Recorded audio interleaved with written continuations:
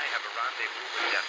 We'll preserve the last best hope of man on Earth, or we'll sentence them to take the last step into 1,000 years of darkness. No fear. No political correctness. No wokeism. You're listening to Underground USA.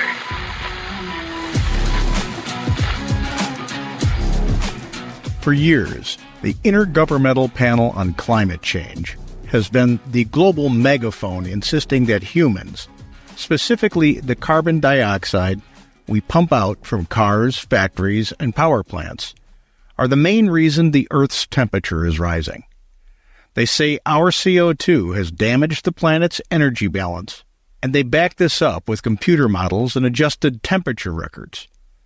But when you take a step back, look at the raw data, and listen to what some of the independent scientists are saying, the IPCC's big claims start to look more than just a little bit shaky.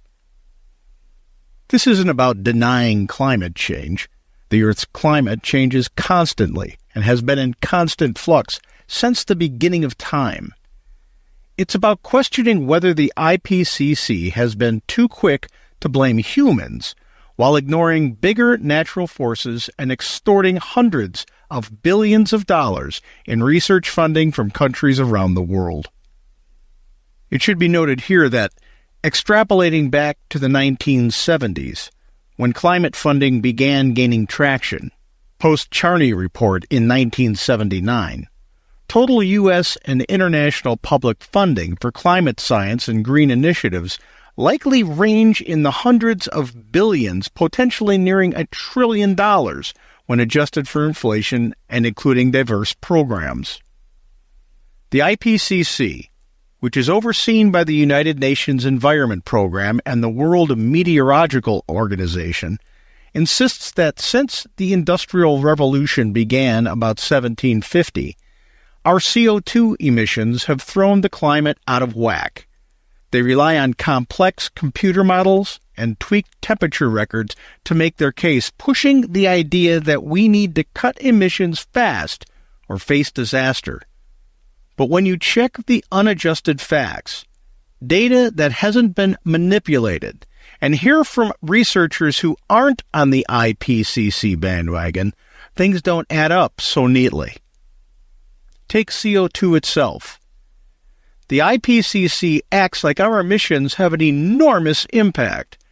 But here's the reality. Humans release about 10 billion tons of carbon each year as CO2. Compare that to nature, which moves around 230 billion tons annually, 80 billion from oceans and 140 billion from plants and soil.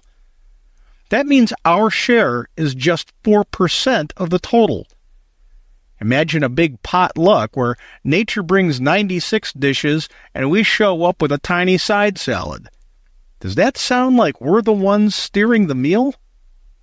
Scientists like Dimitrios Kotsougiannis have dug into this and found that our CO2 doesn't even stick around long enough to cause much trouble. They use something called isotopic evidence, like a fingerprint for carbon, to show that the air's CO2 mix has barely changed over 200 years.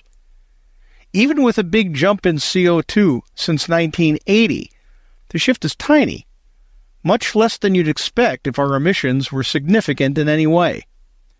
And during the 2020 COVID lockdowns, when we cut emissions by 7%, or 0.7 billion tons, the CO2 levels at Mauna Loa didn't budge. If our CO2 was such a game changer, wouldn't we have noticed? The IPCC says our CO2 hangs around for 120 years or more, building up like a slow disaster. But Kotsougiannis and others like Herman Hard say it's more like 3.5 to 4 years because nature sweeps it away. That's a huge gap, and it suggests the IPCC is exaggerating our impact. The IPCC leans heavily on computer models called CGMs from projects labeled CMIP3, CMIP5, and CMIP6. These are supposed to predict the future, but they keep getting it wrong. Researchers like Ross McKittrick and John Christie found that most of these models overestimate how much the lower atmosphere, the troposphere, is warming. The models say it should heat up by 0.15 to 0.5 Celsius every decade, but satellite data shows it's only 0.13 Celsius, a small but telling miss. When you compare the two, the models barely line up, like a weather app that keeps predicting rain on sunny days. And it's not just the air. The models predicted Arctic ice would shrink by 20 to 50% since 2007, but real measurements show it's been steady at about 4.4 million square kilometers. And old world temperature records from the U.S., untouched by adjustments, sit steady at 12.2 centigrade from their 1930s to now, while the latest models guess 13.3 to 14.4 Celsius, off by a full degree or two. Here's something else. Scientists like Ole Humlum and Murray Salvey noticed that temperatures often rise before CO2 levels go up, by about 6 to 12 months. That's like saying the oven heats up before you turn it on. It could mean warming is pushing CO2 out of the oceans and soil, like fizz popping out of a warm soda, not CO2 cranking up the heat. The IPCC's models aren't built to handle that twist, and it shows. If our CO2 isn't the main driver, what is? How about the most logical source, the sun? The IPCC brushes off changes in sunlight, sticking to one estimate that says solar energy, total solar irradiance, or TSI, has barely ticked up since 1850 by just 0.05 watts per square meter. But there are 27 other estimates out there, and some show bigger swings, 0.5 to 1 watt per square meter. Researchers like Willie Soon say these bigger changes match up well with actual warming, showing strong links, up to 0.9 or even 0.95, with temperature records since 1850. Way better than the CO2's weak 0.3 to 0.5 connection. That suggests the sun's heat and how it affects clouds might explain a lot, maybe even all, of the warming we've seen. So why does the IPCC stick to its lowball estimate? It's like blaming a dim lamp for a bright room while the sun's blazing outside. Then there's the temperature data itself. The IPCC uses records from places like NOAA and NASA, but those numbers get adjusted. Studies by Ronan Connolly and Willie Soon show these tweaks downplay hot spells in the 1930s and bump up recent years.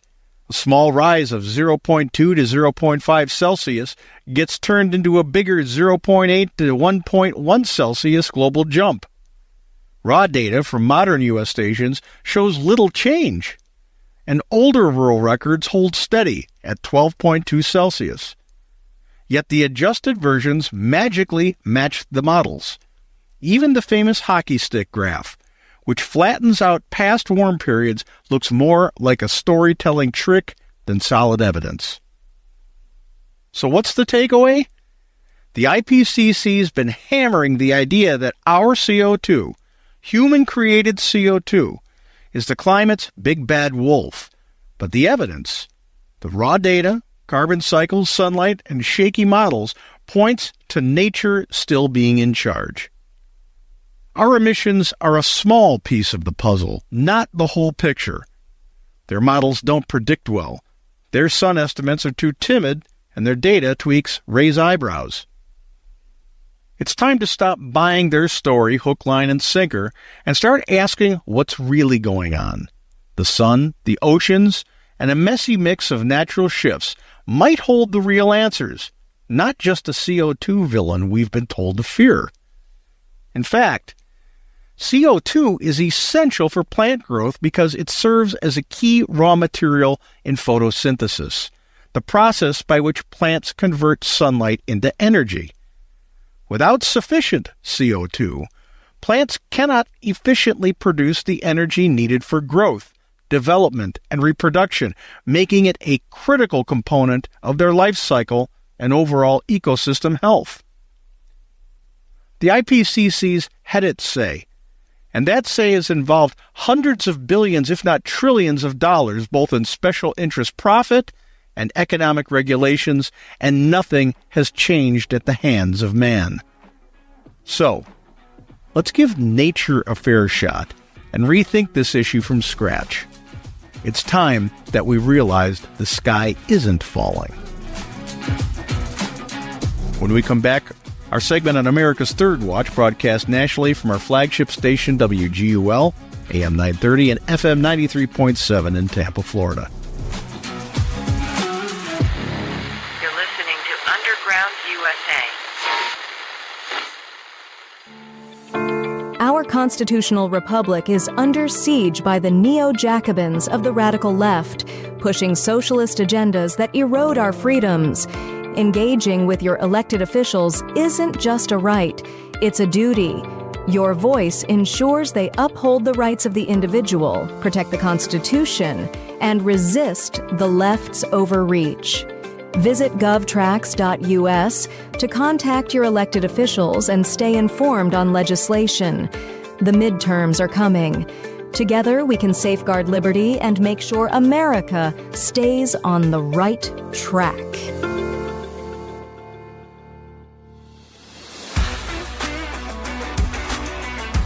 News, insight, passion. AM 930, The Answer.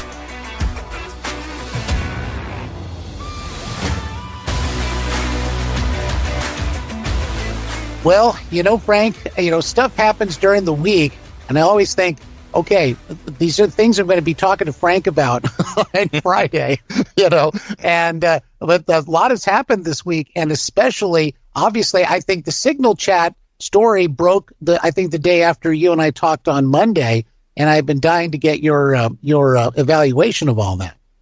Well, obviously it was a horrible incident when it comes to the security of communications in the Trump inner circle. I get that, and I don't know why they were using Signal, even though it is an encrypted messaging app. My big question out of all of this, with everybody clutching their pearls over it, because it affected really nothing except for the fact that the inner circle was broken into by somebody who was nefarious enough not to identify himself and then say, hey, you guys got a problem, I shouldn't be on this chat, is right. Why the executive branch and the departments and agencies don't have internal messaging capability that is NSA secure. Right. Well, no, you're exactly on target with that. I use Signal. It's a good app for consumers who want to have some security. But our government, they should be getting phones the second they get into positions like that are all internal, that are so hard that the NSA can't get into them. And the fact that's exactly right. Yeah. The fact that we don't have that at this point is what leaves my head scratching. So with, just a thought, with someone like Elon Musk, within earshot of the president, he might want to suggest, would you like my guys to come up with something for you? Yeah, exactly. But can you imagine the outcry on that? Look, now the oligarchies, getting their own communication system. I mean, you can't win for losing on that. Yeah, and the end of that sentence would be, which will pass on to the next president, by the way. Right. It stays with the office. It doesn't go with just the president. It's going to be, this is for the executive branch. So that the newly constructed intelligence apparatus and the downsized federal government has a way to communicate that's secure, so every administration-hating hack, like Mr. Goldberg, who there's pictures out there with this guy clapping and rubbing elbows and smiling and yucking it up with Fidel Castro. So is this the kind of guy that you want, disingenuously accepting invitations to sensitive conversations? No. It isn't. It would have been like the Nixon administration asking Woodstein or Goldberg to come in for tea.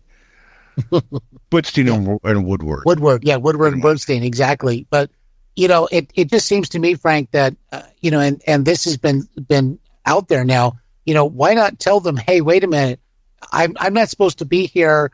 And as a good citizen, I'm not going to let it be known that there was this faux pas that happened because, it's kind of like, whose side are you on at this point?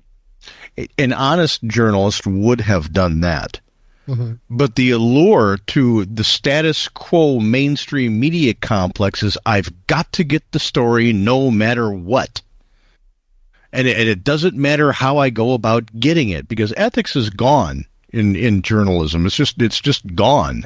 At least in traditional journalism. I know a lot of independent journalists who've got ethics far above Mr. Goldberg's, who would have piped in, I don't think I'm supposed to be here. Not only that, you're listening to things that you might think be national security issue points, and you don't identify yourself. Yeah, an honest journalist would have done that, but that's not what we have today in the mainstream media complex. We've got people who will slash throats and break kneecaps in order to get stories first, even if all of the facts aren't in. Frank, there's a couple other things I want to ask you about this morning, but I'm wondering how it's possible that Representative Jasmine Crockett just has overtaken every news cycle.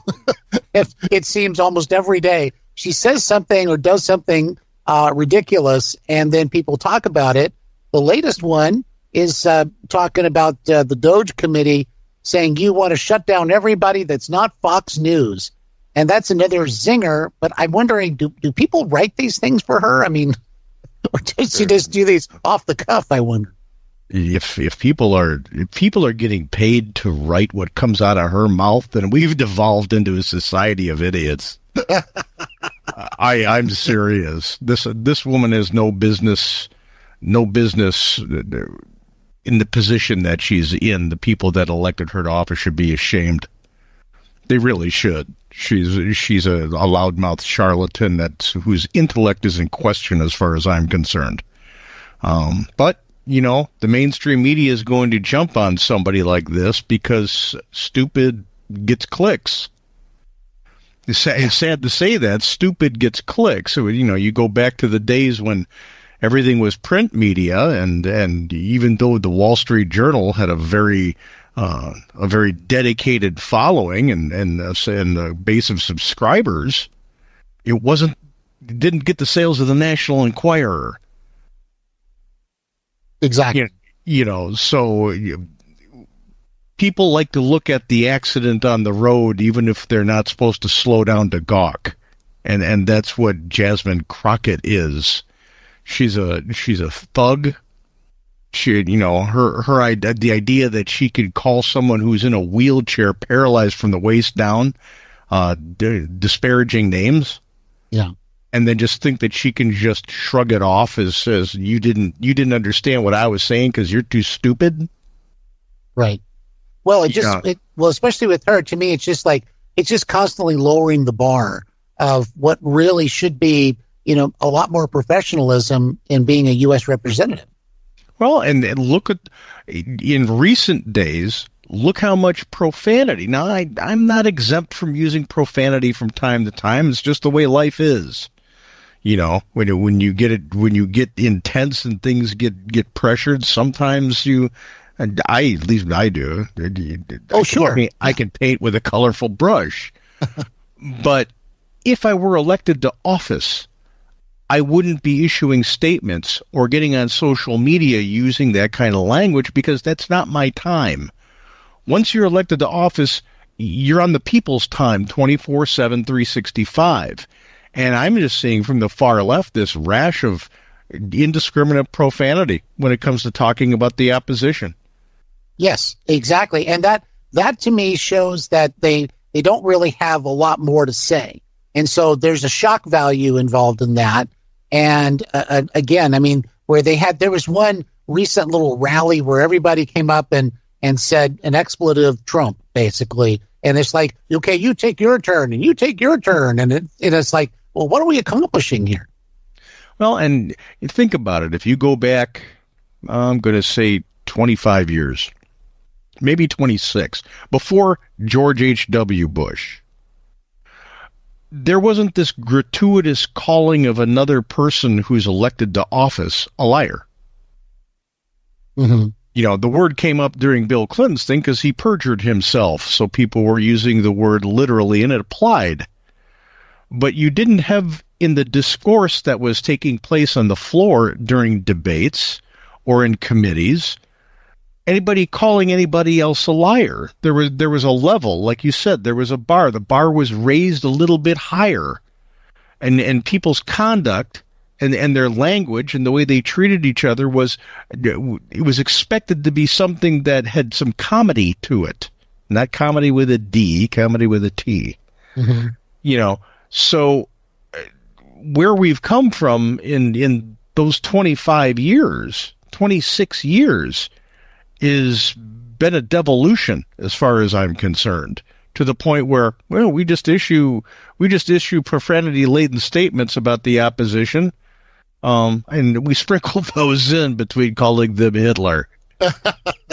Right, and I guess one of the benefits of that is that you're just not concerned about a hot mic situation. Yeah, you know, so we just talk like this all the time, kind of thing. Yeah, and that means they have no respect for the people. Yeah. When you drill down into it, they've got no respect for the people. They have elevated themselves above the people in their own importance. That I'll talk the way I want to talk, and you'll listen the way I want to talk. And if you don't hear me when I talk the way I want to talk, you're either a racist or a misogynist or you're xenophobic, whatever. Yep. You know, you have to be a name. If I can't be who I want to be 24/7, 365, even if I'm elected as a servant of the people, then you're one of these names that I just pull out of my Rolodex because that's what you are when you disagree with the far left. So the disrespect they have for the American people, in being an elected official and using that kind of language to talk about their opponents, it should be unacceptable. Yes, and agreed, absolutely, and it's really sad. In fact, there was a clip that we had earlier, which we didn't end up playing, of Jasmine Crockett, but there was profanity in it, so it's like, okay, we're not going to play that right now for obvious reasons. We're not going to play it on the radio.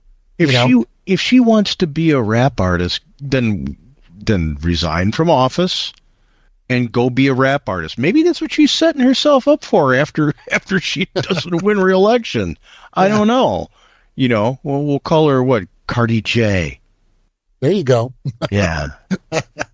Well, you know, moving from respect for the people like you're talking about, Frank, and that is so very serious. There's also, in the case of these judges, district court judges who want to slap down the president of the United States and create a national injunction on something, they don't have respect for the presidential authority from Article 2 or anything that really defines what the president's authority is all about. I mean, they think it's all a game at that point, I guess. Yeah, the disrespect is for the Constitution itself. And that shouldn't be tolerated on any level at any time when it comes to somebody who is appointed to a position of authority in our government. The left screams about it all the time when it comes to Donald Trump and his administration. They don't respect the Constitution. They're destroying the Constitution. Well, lower courts are subservient, and they're created by Congress, and they have a purview.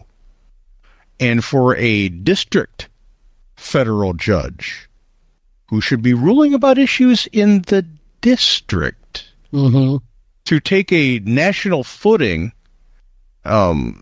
is inappropriate. And this Boasberg, boy, there's a conflict of interest there on three different levels that needs to be talked about, because he shouldn't be sitting to hear any of these cases. That's right. Any of them. He's got a daughter who is a 501c3 activist for immigrants, especially immigrants who are what would she call it? Justice impaired,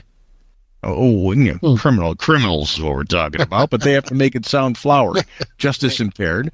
His wife works in the NGO sphere. His sister works in the NGO sphere. And all three of them suck at the teat of USAID. So why is this man sitting and hearing a case that involves actions that, one, have to do with immigration, but two, have to do with immigration when USAID is involved, when the money from that organization that has been stopped by Donald Trump is involved in the process that he's ruling on? This is a clear conflict of interest, and he should be recused or removed. Indeed.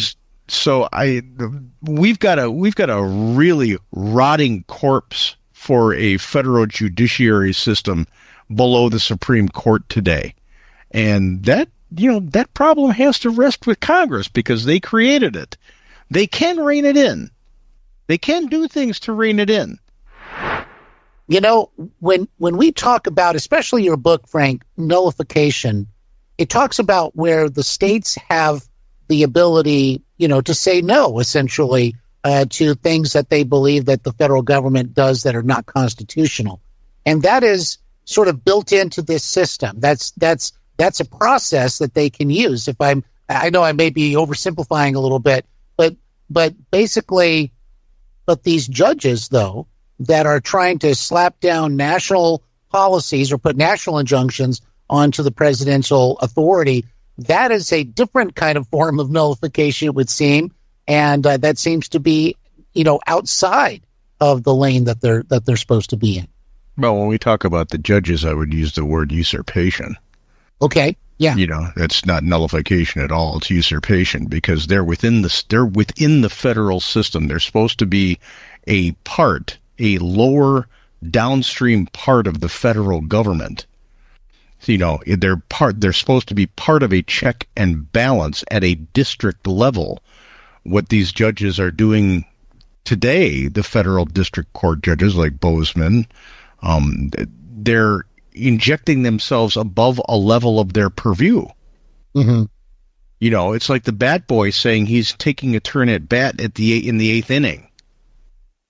It doesn't work. It doesn't work like that. So this is where a slap down needs to happen. Chief Justice John Roberts has the ability to slap them down if he wants to. Instead, he's chosen to lash out at the executive branch, which I think is a massive mistake.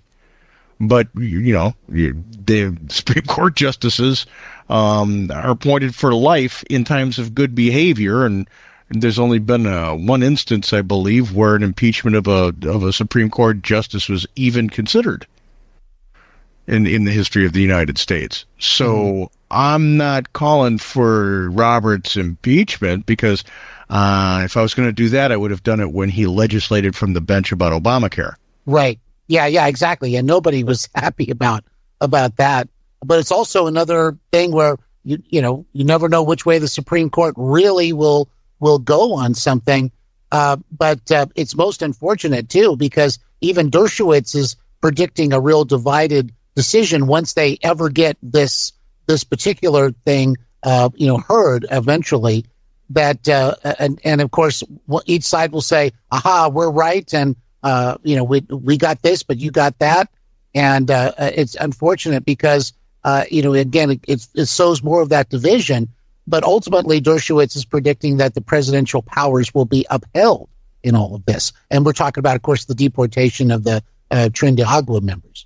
From his lips to God's ear. Yeah. We need that to happen in order to maintain the sanctity of the Constitution. There have been some instances in our history where the president has said, well, okay, you ruled that way, but we're still not going to do it. In essence, bite me. Andrew Jackson did it. Right. I think his famous line to Chief Justice John Marshall was, okay, you've made your ruling, now enforce it. Mm-hmm. Because the judicial branch gives rulings. They don't have an enforcement mechanism behind them. It's up to the executive branch to execute those things. It's like the legislative branch. They don't have an enforcement arm either.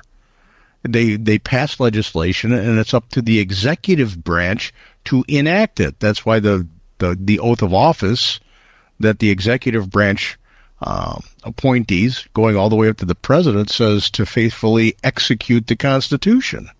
Mm-hmm. You know, now part of that responsibility is to say, hey, when one branch oversteps and overreaches and encroaches upon another, and it starts to claw power to itself that is not constitutional, it's my duty to say no.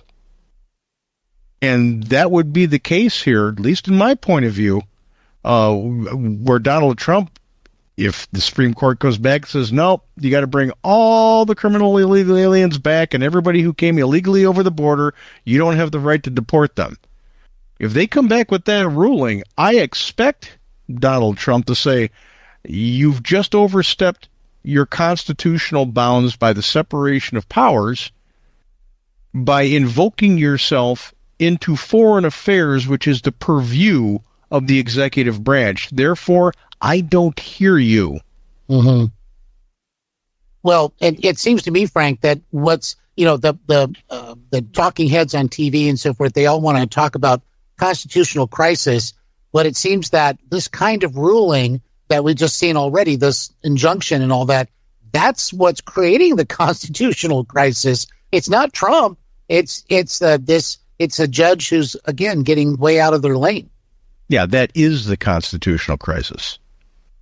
It's not the immigration has nothing to do with the constitutional crisis. The executive branch knows what it wants to do. It's acting in the best interest of the country and the people, because safety is job one for government.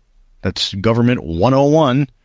What's the chief obligation of any government at any level? The safety of the people that it rules. And that's what Trump is doing. The courts are standing in the way of that, talking about due process. Due process comes down to a lot of different things. This is why I said the creation of a new court that would be a beautiful thing. I mean, Ron DeSantis had another excellent idea. Congress acts, sets the boundaries for what the district courts get to rule on when it comes to even immigration specific, saying this is your purview. That's it. Done. Next. Or create a court that says this court, which will be sunsetted in 4 years or 6 years, so that it's got a limited lifespan, is for this purpose only, dealing with anyone who entered the country between 2020 and 2025.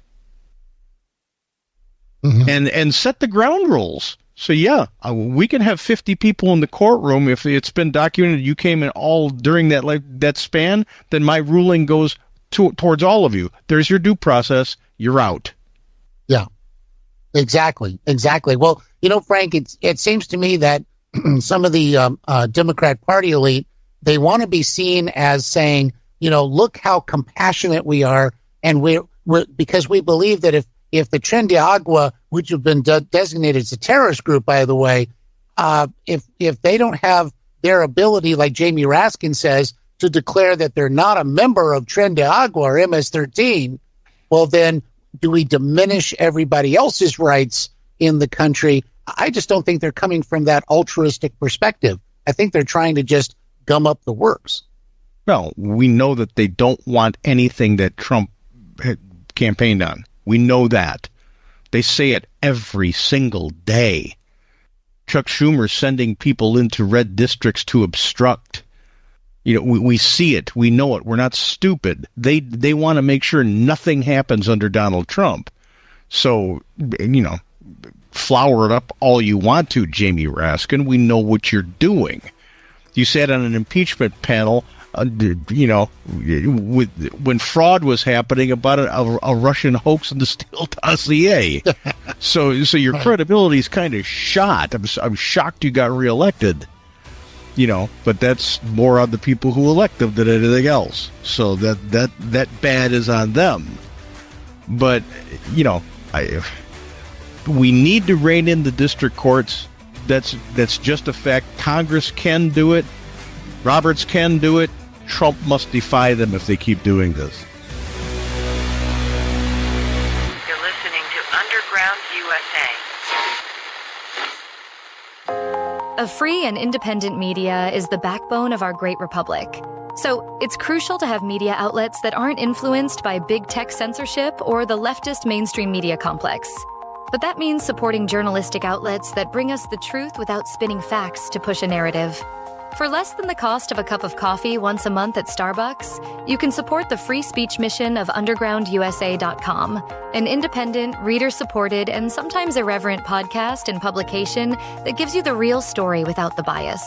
Go to undergroundusa.com/UUSA. That's undergroundusa.com/UUSA to receive a 25% discount on an annual subscription, bringing every new podcast and article directly into your email inbox, circumventing the censors and fact-checkers. Remember, knowledge is power, and staying informed is one of the best ways to protect our republic. Go out there and seek the truth, my friends.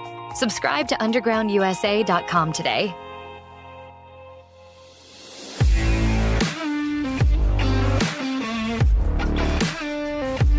In recent months, a troubling pattern has emerged with the U.S. federal judiciary, particularly among lower court judges, that raises serious questions about the integrity of our legal system.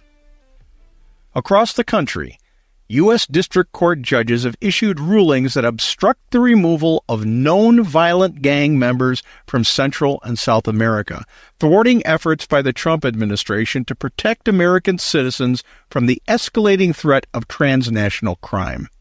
At the heart of this controversy lies a glaring case. Chief Judge James Boasberg of the U.S. District Court of the District of Columbia, whose personal ties to immigration advocacy reveal a potential conflict of interest that exemplifies the broader dysfunction within the federal bench. Why, one may ask, are these judges so determined to shield dangerous criminals from deportation? The answer lies in a toxic blend of ideological bias, personal entanglements, and an alarming disconnect from the realities faced by everyday Americans. Let's begin with the specifics of Judge Boasberg's case, which has become a lightning rod for criticism, and rightly so. In March 2025, Boasberg issued a temporary restraining order blocking the Trump administration's use of the Alien Enemies Act of 1798 to deport members of the Venezuelan gang Tren de Aragua. This gang, notorious for its brutality and involvement in human trafficking, drug smuggling, and violent crime, has infiltrated American cities, exploiting lax border policies established during the open border years of the Obama and Biden administrations. The Trump administration's invocation of the centuries-old law was a bold move to expedite the removal of these threats without the bureaucratic delays of standard immigration proceedings. Yet Boasberg, in a decision dripping with sanctimonious and elitist legalese, halted the deportations, arguing that the accused gang members deserved individualized hearings, a stance that critics argue prioritizes the rights of foreign criminals over the safety of U.S. citizens. What makes Boasberg's ruling particularly galling is the revelation of his family's deep ties to immigration advocacy. His daughter, Catherine Boasberg, works for Partners for Justice, a 501c3 organization that provides legal assistance to justice-involved individuals, including undocumented immigrants and, notably, those accused of gang affiliations. Meanwhile, his wife, Elizabeth Betsy Boasberg, has a history of involvement with government-funded NGOs, as does his sister, Margaret Boasberg, some of which receive taxpayer dollars to achieve left-wing policies. These connections, and especially his relationship with his daughter, raise a stark question.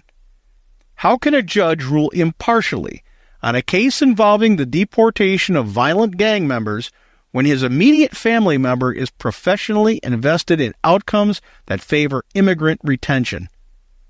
The stench of conflict of interest, as in the case of Juan Merchan presiding over Trump's trial, is overwhelming.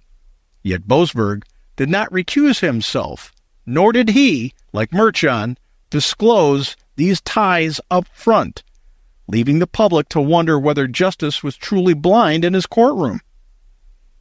This isn't just about one judge, however.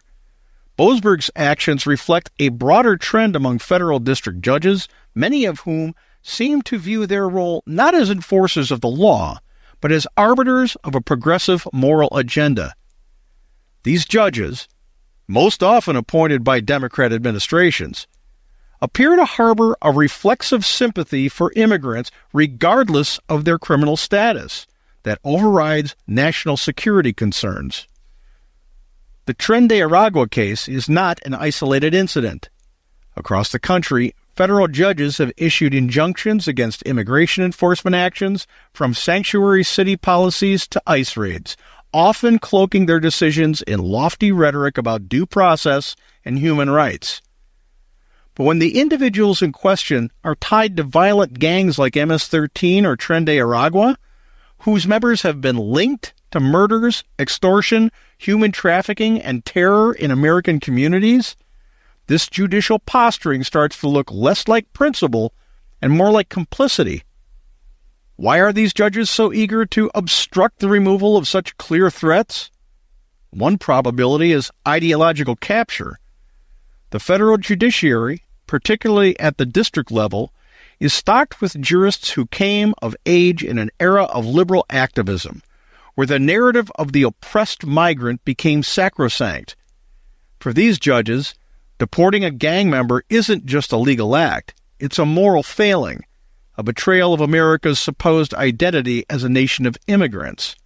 Never mind that the immigrants of Ellis Island weren't carrying AK-47s or trafficking humans across borders. This worldview, marinated in elite law schools and neo-Marxist progressive legal circles, blinds them to the havoc wrought by groups like Tren de Aragua, whose presence in the U.S. is a direct consequence of unchecked illegal immigration and the Obama-Biden open borders policy. Another factor is the cozy relationship between the judiciary and the nonprofit industrial complex. Government-funded NGOs, like those tied to Boasberg's family, wield enormous influence over immigration policy, often acting as ground troops for open border advocates. These organizations rely on a steady stream of clients, migrants, documented or not, to justify their funding and existence. Deporting violent gang members disrupts this ecosystem, threatening the livelihoods of the activists, lawyers, and administrators whom profit from it, until recently, those profits emanating from USAID. When judges like Boasberg, with personal stakes in this world, rule against deportation, it's hard not to see the quid pro quo at play. Protect the system, and the system protects you. The consequences of this judicial overreach are dire. In the Tren de Aragua case, over 200 gang members were deported to El Salvador's mega prisons after Boasberg's initial order was rightly defied, a move that sparked outrage from the administration's critics, but relief from the communities terrorized by these criminals. Yet Boasberg's insistence on due process, echoed by other judges in similar cases, risks tying the government's hands in future operations. If every deportation requires a protracted legal battle, the message to gangs is clear. Come to America, commit your crimes, and trust the courts to shield you. Meanwhile, American taxpayers foot the bill for endless hearings, while families mourn loved ones lost to the butchery of gang violence. Critics of the judiciary argue that this is a feature, not a bug, of a system designed to thwart executive authority. The Trump administration's aggressive use of the Alien Enemies Act was undoubtedly provocative, stretching a wartime statute to address a modern crisis. But the law's text allows for such flexibility, granting the president broad powers to remove alien enemies during threats of invasion, a term that fits the coordinated incursion of criminal organizations across our border. Federal judges, however, seem intent on rewriting the law through their rulings, asserting a supremacy that undermines both the executive branch and the will of the electorate that returned Trump to power on a promise to secure the nation. Perhaps Congress needs to create a federal court, limited in its lifespan and singular in scope, to hear these specific cases, to hear cases specific to the issue of mass deportations and the expulsion of violent, criminal, illegal aliens and those who have arrived illegally across our borders during the Obama and Biden years. They have the power to create lower courts. Why not use it and dictate the terms? The Boasberg saga underscores a deeper rot in the lower courts, a lack of accountability. Unlike Supreme Court justices, whose rulings are scrutinized by a national audience, district judges operate in relative obscurity, wielding immense power with little oversight. Boasberg's failure to recuse himself, despite his family's entanglements, is a glaring ethical lapse that would sink a lesser official. Yet the judiciary's self-policing mechanisms are notoriously weak, leaving the public with few recourses beyond calls for impeachment, a drastic step that, as Chief Justice John Roberts recently noted, is unlikely to succeed. So why do these judges persist in obstructing the removal of violent gang members? It's a mix of ideology, self-interest, and an arrogance born of unassailable tenure. They see themselves not as servants of the law, but as guardians of a pseudo-utopian vision, one where borders are irrelevant and criminals are just misunderstood victims. For Judge Boasberg, the personal stakes amplify this tendency, casting a shadow over his rulings that no amount of legal jargon can dispel. Until the federal judiciary is reined in, whether through legislative reform, public pressure, or a reckoning at the ballot box, the safety of Americans will remain hostage to the whims of unelected jurists more loyal to their biases than to the people they swore to serve. The question isn't just why they're doing this. It's how long we will let them get away with it.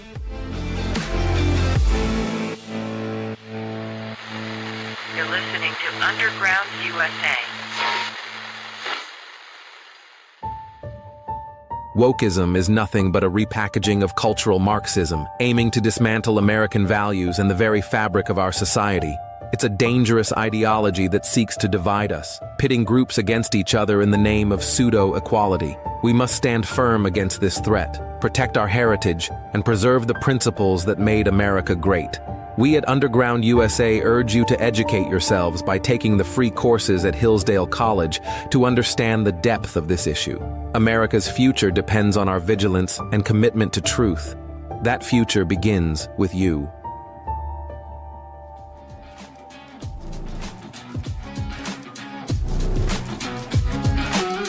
If you like the podcast, please head on over to undergroundusa.com and sign up for our Substack. It brings every new podcast and article directly into your email inbox. And do your part to safeguard the Republic. Talk politics, religion, current events, and culture with your family, friends, colleagues, and acquaintances. When we have these non-aggressive, fact-based conversations, we realize we have more in common than we have in difference. And when that happens, we achieve e pluribus unum. And the deep state bureaucracy hates that. They need us balkanized so they can pit us against each other to cobble together that 51% to win elections. When we stand together, shoulder to shoulder as Americans, they lose that ability. And that's a beautiful thing. You're listening to Underground USA. No fear, no wokeism, no political correctness. My name is Frank Salvato.